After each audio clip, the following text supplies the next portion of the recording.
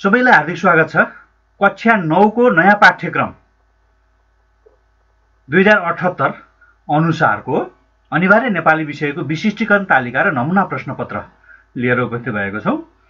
यसमा केही प्रश्नहरूका नमुना उत्तर समेत हामी प्रस्तुत गर्नेछौं। कसरी उत्तर लेख्ने भन्ने कुरा। विशिष्टीकरण तालिका सैद्धान्तिक मूल्याङ्कनका लागि हो। नेपाली विषयको पूर्णाङ्क 75, समय 3 घण्टा निर्धारण गरिएको छ। अब यसमा शब्द भण्डार अन्तर्गत शब्दार्थ, शब्द र अर्थसँग सम्बन्धित एउटा प्रश्न 2 अङ्क भारको रहने, पाठमा प्रयोग भएका कुनै 4 वटा शब्द र तिनको अर्थ दिएर, अर्थपट्टि भने 2 वटा बढी रहेको हुन्छ, जोडा मिलाउन लगाउने। शब्द पहिचान अन्तर्गत एउटा अनुच्छेद दिने र अनुच्छेदबाट चाहिँ पर्यायवाची शब्द, विपरीतार्थी शब्द, अनेकार्थी शब्द, श्रुति सम्भिन्नार्थक शब्द, सिङ्गो शब्द, लौतावाची शब्द मध्येबाट शब्द पहिचान गरेर चाहिँ खाली ठाउँ भर्न लगाउने। वाक्य रचना अन्तर्गत उखान टुक्काबाट मध्येबाट एउटा, अनुकरणात्मक, प्राविधिक, पारिभाषिक र निपातबाट एउटा पर्ने गरेर चाहिँ 2 वटा शब्द दिएर चाहिँ अर्थ स्पष्ट हुने गरी वाक्यमा प्रयोग गर्न लगाउने प्रश्न रहन्छ। यो 2 अङ्क भारको रहन्छ। वाक्य रचना भने शब्द पहिचान पनि 2 अङ्क भारको रहन्छ। त्यसै गरेर चाहिँ वर्ण विन्यास अन्तर्गत शुद्ध शब्द पहिचान गर्ने र वाक्य सम्पादन गर्ने 2 खालका प्रश्नहरू रहन्छन्। पाठमा प्रयोग भएका ए, ब, छ, स, पञ्चम वर्ण र रबाट कुनै 2 वटा बहुवैकल्पिक प्रश्न सोध्ने। त्यसबाट शुद्ध शब्द पहिचान गर्न लाने शब्द तहमा वर्ण विन्यासबाट एउटा प्रश्न रहन्छ भने एउटा शब्दमा एउटा मात्र अशुद्धि पर्ने गरी चाहिँ ह्रस्व, दीर्घ, लेखे चिन्ह, पदयोग, पदवियोग पर्ने गरी चाहिँ वाक्य सम्पादन गर्न लगाउने वा शुद्ध पार्न लगाउने। यो 2 अङ्क भारको रहन्छ। त्यसै गरेर भाषिक संरचना अन्तर्गत पद वर्ग पहिचान वा शब्द वर्ग पहिचान 3 अङ्कको रहन्छ। बढीमा 2 वाक्य दिएर चाहिँ नाम, सर्वनाम, विशेषण, क्रियापदबाट 4 वटा र अव्यय मध्येबाट जस्तो क्रियायोगी, नामयोगी, संयोजक, विस्मय आदिबोधक, निपातबाट चाहिँ 2 वटा पर्ने गरी रेखाङ्कित पदको पद वर्ग छुट्याउन वा पहिचान गर्न लगाउने 3 अङ्कको हुन्छ। 6 वटामा रेखाङ्कन गरिएको हुन्छ। त्यसै गरेर शब्द निर्माण अन्तर्गत 4 अङ्क भारको प्रश्न रहन्छ। क नम्बरमा चाहिँ अनुच्छेदबाट 2 वटा उपसर्ग र प्रत्यय व्युत्पन्न शब्द पहिचान गर्ने र अनि त्यसको निर्माण प्रक्रिया देखाउने रहन्छ भने ख नम्बरमा अनुच्छेदबाट एउटा समस्त शब्द पहिचान गरी विग्रह गर्ने र एउटा विग्रह पदावली पहिचान गरी समस्त शब्द बनाउने तथा द्वित्व शब्द पहिचान गरी निर्माण प्रक्रिया देखाउने प्रश्न रहन्छ खमा। यो 2 अङ्क भारको रहन्छ। त्यसै गरेर चाहिँ काल र पक्षबाट 2 अङ्क भारको रहन्छ। वर्तमान कालबाट एउटा, भविष्यत कालबाट एउटा र भूतकालबाट 2 वटा पर्ने गरी 4 वटा वाक्य दिई धातु सङ्केतका आधारमा चाहिँ खाली ठाउँ भर्न लगाउने। वाक्यमा चाहिँ खाली ठाउँ दिइएको हुन्छ, क्रियापद निर्माण गरेर भर्न लगाउने प्रश्न रहन्छ भने भाव वा अर्थबाट शीर्षक दिएर क्रियाको भाव वा अर्थ प्रयोग गरी 4 वाक्यमा कुनै घटनाको चाहिँ वर्णन गर्न लगाउने प्रश्न 2 अङ्क भारको रहन्छ भने वाक्यान्तरण, वाक्य परिवर्तनसँग सम्बन्धित 4 अङ्क भारको लिङ्ग, वचन, पुरुष, आदरबाट एउटा, वाक्य संश्लेषण विश्लेषणबाट एउटा, वाच्यबाट एउटा, प्रेरणार्थक वा कथनबाट चाहिँ एउटा प्रश्न दिएर वाक्य परिवर्तन गर्न लगाउने प्रश्न 4 अङ्क भारको रहन्छ। यसरी चाहिँ व्याकरण अन्तर्गतका प्रश्नहरू सोधिन्छन् भने पठनबोध अन्तर्गत भाषिक संरचना पहिचान यसमा दृष्टांश र अदृष्टांश रहन्छ 4 अङ्क भारको। गद्य विधाबाट बढीमा 125 शब्दसम्मको अनुच्छेद दिई गद्यांशबाट करण वा अकरणका वाक्य दिई वाक्य परिवर्तन गर्न लगाउने प्रश्न रहन्छ। कारकहरू मध्येबाट कुनै एक कारक र विभक्ति प्रयोग भएको शब्दलाई रेखाङ्कन गरेर कारक र विभक्ति पहिचान गर्न लगाउने प्रश्न रहन्छ। अर्को भने गद्यांशबाट सङ्केत बमोजिमको वाक्य पहिचान गरेर लेख्न लगाउने वा गद्यांशबाट कुनै एक वाक्य दिई सरल, संयुक्त वा मिश्र वाक्यमा वाक्य परिवर्तन गर्न लगाउने प्रश्न रहन्छ भने घमा चाहिँ उद्देश्य र विधेय पहिचान गर्न लगाउने वा व्याकरणिक र आलङ्कारिक पदक्रममा वाक्य पहिचान गर्ने प्रश्न रहन्छ। 4 अङ्क भारको 4 वटा प्रश्न हुन्छ। यो चाहिँ दृष्टांश बोध रहन्छ मूलतः यसमा।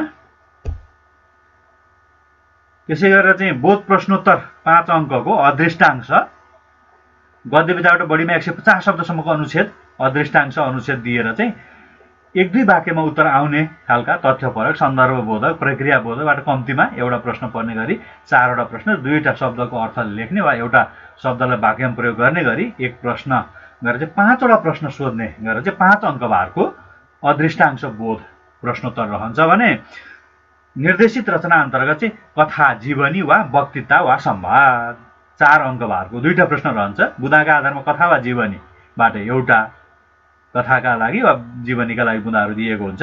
वक्तृता संवाद मध्येबाट एउटा गरेर चाहिँ 2 प्रश्न सोध्ने, एउटाको उत्तर लेख्न लगाउने रहन्छ भने व्यावहारिक लेखन अन्तर्गत चाहिँ कार्यालय चिठी, निवेदन, निमन्त्रणा, टिप्पणी, बधाई, शुभकामना, श्रद्धाञ्जली तथा संवेदना र सूचना लेखनसँग सम्बन्धित प्रश्नहरू रहन्छ। 4 अङ्क भारको कार्यालय चिठी, निवेदन मध्येबाट एउटा, निमन्त्रणा, टिप्पणी, बधाई, शुभकामना, श्रद्धाञ्जली तथा संवेदना, सूचनाबाट एक गरी 2 प्रश्न सोधेर चाहिँ 1 वटा प्रश्नको व्यावहारिक लेखन गर्न लगाउने प्रश्न रहन्छ। 4 अङ्क भारको भने बुँदा टिपोट र सारांश लेखन दृष्टांश बोधबाट रहन्छ। यो बुँदा टिपोट र सारांश लेखन, बुँदा टिपोटका लागि 2 अङ्क, सारांश लेखनका लागि 2 अङ्क। गद्य विधाका पाठबाट 125 शब्दसम्मको दृष्टांश गद्यांश दिई 4 वटा बुँदा टिपी सारांश लेख्न लगाउने प्रश्न रहन्छ। त्यसै गरी चाहिँ पाठगत बोध अन्तर्गत चाहिँ बोध उत्तर लेखन कथा कविताबाट एउटा, वक्तृता निबन्ध नियात्राबाट एउटा, जीवनी संवादबाट एउटा गरी सन्दर्भ, विषयवस्तु, परिवेश, सन्देश, तर्क, पात्र, तुलना आदिकामा आधारित 4 वटा प्रश्न पर्ने गरी 3 वटा प्रश्न सोधी 2 वटाको उत्तर लेख्न लगाउने। अर्थात् तपाईलाई 3 वटा मूल प्रश्न रहन्छ भने त्यसमध्येबाट 3 वटा मध्ये 2 वटाको उत्तर लेख्नुपर्ने हुन्छ। त्यो 2 वटा भित्र पनि एउटा भित्र उपप्रश्न 4 वटाका त 1-2 वाक्यमा उत्तर लेख्ने खालका प्रश्नहरू रहन्छन्। त्यसै गरी तार्किक उत्तर लेख्ने एउटा प्रश्न रहन्छ। पाठ्यपुस्तकमा प्रयुक्त पाठका शीर्षक वा चारित्रिक विषय पात्रहरूसँग सम्बन्धित वा सन्दर्भसँग सम्बन्धित वा घटना वा परिवेश वा समस्यामा आधारित रहेर चाहिँ तार्किक उत्तर लेखन लगाउने, प्रतिक्रिया लेखन गर्ने खालको एउटा प्रश्न हुन्छ 4 अङ्क भारको। त्यसै गरी भाव विस्तार वा व्याख्या 4 अङ्क भारको रहन्छ।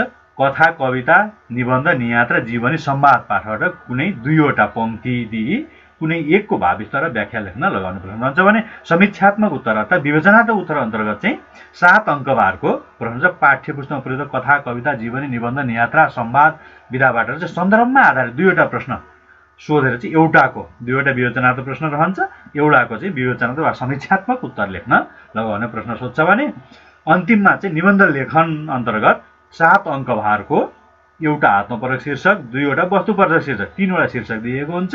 त्यसमध्ये एउटा शीर्षकमा निबन्ध लेख्नुपर्ने हुन्छ 7 अङ्क भारको। यसरी चाहिँ विशिष्टीकरण तालिका निर्धारण गरिएको छ। अब चाहिँ हामी विशिष्टीकरण तालिका अनुसारको नमुना प्रश्नपत्र र केही प्रश्नका नमुना उत्तरहरू प्रस्तुत गर्छौँ। अब यो नमुना प्रश्नपत्र कक्षा 9 विषय नेपाली, समय 3 घण्टा, पूर्णाङ्क 75। समय 3 घण्टा निर्धारण गरेर सबै तलका सबै प्रश्नहरू अनिवार्य छन् भनेर चाहिँ 1 नम्बरमा चाहिँ परख गरेर चाहिँ कमा शब्द, खमा चाहिँ अर्थ दिएको छ। अर्थपछि 2 वटा बढी छ। यो 2 अङ्क भारको शब्द र अर्थ समूह क र खमा चाहिँ जोडा मिलाउनु पर्ने रहेको छ। त्यसै गरेर चाहिँ 2 नम्बरमा दिएको अनुच्छेदबाट उपयुक्त शब्द पहिचान गरी खाली ठाउँ भर्नुहोस्। 2 अङ्क भारको रहेको छ। यहाँ अनुच्छेद दिएको छ, त्यो अनुच्छेदबाट खोजेर चाहिँ क ख ग घ 4 प्रश्नको यहाँ खाली ठाउँ दिएकोमा चाहिँ अनुच्छेदबाट खोजेर शब्द भर्नु छ। त्यसै गरी 3 नम्बरमा चाहिँ अर्थ खुल्ने गरी वाक्यमा प्रयोग गर्नुहोस् भनेर चाहिँ खाने मुखलाई जुङ्गाले छेक्दैन, सङ्ग्रह, हाल है 2 वटा शब्द दिएका छन् 2 अङ्क भारको। 4 नम्बर दिएका शब्द समूहबाट शुद्ध शब्द छानी लेख्नुहोस्। 4 वटा शब्द रहेछ, त्यसमध्ये एउटा शुद्ध छ, अरू अशुद्ध छ। शुद्ध शब्द चाहिँ कुन हो पहिचान गरेर उत्तर लेख्नु चाहिँ 1 अङ्क भारको रहेको छ। त्यसै गरेर 5 मा दिएको वाक्यलाई शुद्ध पारी लेख्नुहोस् भनेर 2 अङ्क भारको रहेको छ। यहाँ 2टा यहाँ वाक्य दिएको छ, त्यो वाक्यलाई शुद्ध पारेर तपाईले लेख्नुपर्छ। 6 मा चाहिँ रेखाङ्कित शब्दका शब्दवर्ग वा पदवर्ग छुट्याउनु छ 3 अङ्क भारको। त्यसै गरेर चाहिँ 7 नम्बर तलका दुवै प्रश्नको उत्तर लेख्नुहोस्। क नम्बरमा चाहिँ 2 वटा उपसर्ग, 2 वटा प्रत्यय शब्द पहिचान गरेर त्यो अनुच्छेदबाट निर्माण प्रक्रिया समेत देखाउनु छ 2 अङ्क भारको। त्यसै गरेर चाहिँ यो चाहिँ अब नमुना उत्तर भयो 1 नम्बरको, 2 नम्बरको, 3 नम्बरको। तपाईले देखिरहनु भएको छ कसरी हो त उत्तर लेख्ने भन्ने कुरा। त्यसै गरेर चाहिँ 4 नम्बरको, 5 नम्बरको, 6 नम्बरको र 7 नम्बरको क को यो नमुना उत्तर हो। यसरी चाहिँ तपाईले ती प्रश्नहरूको उत्तर पुस्तिकामा लेख्नुपर्ने हुन्छ परीक्षामा प्रश्नहरू हो। अब त्यसपछि 7 को ख अनुच्छेदबाट चाहिँ एउटा समस्त शब्द पहिचान गरेर विग्रह गर्ने र एउटा विग्रह पदावली पहिचान गरेर समस्त शब्द बनाउने छ भने दुईवटा द्वित्व शब्द पहिचान गरेर चाहिँ निर्माण प्रक्रिया देखाउने 2 अङ्क भारको प्रश्न रहेको छ। त्यसैगरी चाहिँ 8 मा चाहिँ कोष्टकमा दिएका धातु र सङ्केतका सहायताले खाली ठाउँ भर्नुस् 2 अङ्क भारको चाडा प्रश्न छ। कोष्टकमा धातु र सङ्केत दिएको छ, त्यसको आधारमा चाहिँ क्रियापद निर्माण गरेर खाली ठाउँमा भर्नु छ। 9 नम्बरमा चाहिँ सम्भावनार्थ क्रियापद प्रयोग गरी 4 वटा वाक्यमा आफ्नो भविष्यको वर्णन गर्नुहोस् भनेको छ। अब यी प्रश्नहरूका पनि अब यो 10 नम्बरमा चाहिँ कोष्टकमा दिएका सङ्केतका आधारमा वाक्य परिवर्तन गर्नुहोस् भनेर 4 अङ्क भारको रहेको छ, 4 वटा वाक्य रहेको छ।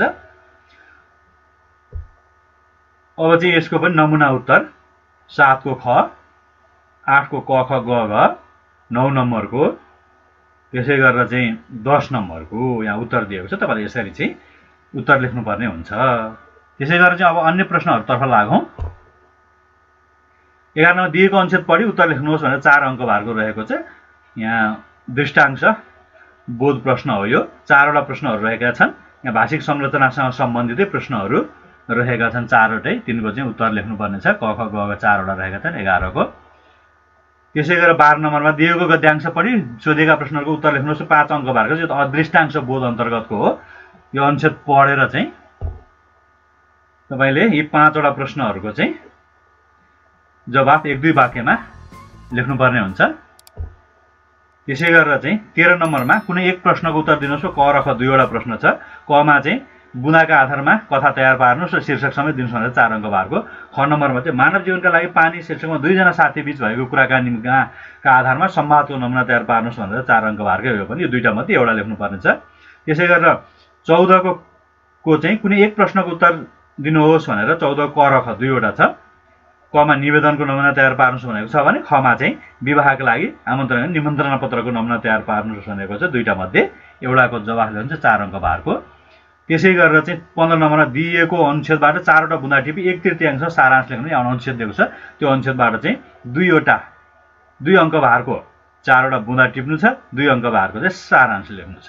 त्यसै गरी 16 नम्बरमा चाहिँ कुनै 2 प्रश्नको उत्तर लेख्नुहोस् भनेर चाहिँ क नम्बरमा दिएको कथांशबाट सोधेका प्रश्नको छोटो उत्तर दिनुहोस् भनेर चाहिँ पाठगत बोध हो। 4 वटा प्रश्न छ। तपाईले 1-2 वाक्यमा उत्तर लेख्नुपर्ने हुन्छ। यहाँ क ख ग ग 3 वटा प्रश्न छ भने 3 वटा क र ख वा क र ग वा कुनै 2 वटाको क ख मध्ये कुनै 2 वटाको जवाफ लेख्नुपर्ने छ। यहाँ उपप्रश्न चाहिँ सबैको जवाफ दिनुपर्ने हुन्छ। फेरि ख नम्बरको यो निबन्धको अंशबाट निबन्धको अंश दिएको छ, 4 वटा प्रश्न दिएको छ। ग नम्बरमा जीवनीको अंश दिएको छ। त्यसै गरेर चाहिँ जीवनीको अंश पढेर चाहिँ 4 वटा प्रश्न छ, त्यसको जवाफ 1-2 वाक्यमा लेख्नु छ। 17 नम्बरमा चाहिँ तार्किक उत्तर लेख्ने 4 अङ्क भारको प्रश्न रहेको छ। पाठसँगै सम्बन्धित प्रश्न रहन्छ यो पनि। 18 नम्बरमा चाहिँ कुनै एक उद्धरणको व्याख्या गर्नुहोस् भनेर 4 अङ्क भारको। क र ख 2 वटा उद्धरण दिइएको छ, 2 वटा पंक्ति दिइएको छ, कुनै एउटाको चाहिँ व्याख्या गर्नु छ। त्यसै गरी प्रश्न नम्बर 49 कुनै एक प्रश्नको समीक्षाको उत्तर दिनुहोस् भनेर चाहिँ क नम्बर र ख नम्बर 2 वटा दिइएको छ। त्यसमध्ये एउटाको चाहिँ विवेचनात्मक उत्तर लेख्नुपर्ने छ। त्यसै गरी प्रश्न नम्बर 20 मा चाहिँ कुनै एक शीर्षकमा कम्तीमा 150 शब्दको निबन्ध लेख्नुहोस् भनेर 7 अङ्क भारको। यो विवेचनात्मक समीक्षा पनि 7 अङ्क भारको रहेको छ भने निबन्ध पनि 7 अङ्क भारको रहेछ। 3 वटा, एउटा आत्मपरक शैली मेरो जीवनको लक्ष्य आत्मपरक शैलीको शीर्षक हो भने व्यवसायमुखी कृषि र साइबर अपराधको रोकथाम चाहिँ वस्तुपरक शैलीको हो। यो 3 वटा मध्ये कुनै एउटा शीर्षकमा निबन्ध लेख्नुपर्ने छ। यसरी चाहिँ विस्तृतीकरण तालिकाका आधारमा प्रश्नहरू रहने गर्दछन् कक्षा 9 को लागि। हस् त अर्कोचोटि हामी सामाजिक अध्ययनको विस्तृतीकरण तालिका लिएर र नमुना प्रश्नपत्र लिएर उपस्थित हुनेछौँ। आजलाई यति नै। सबैलाई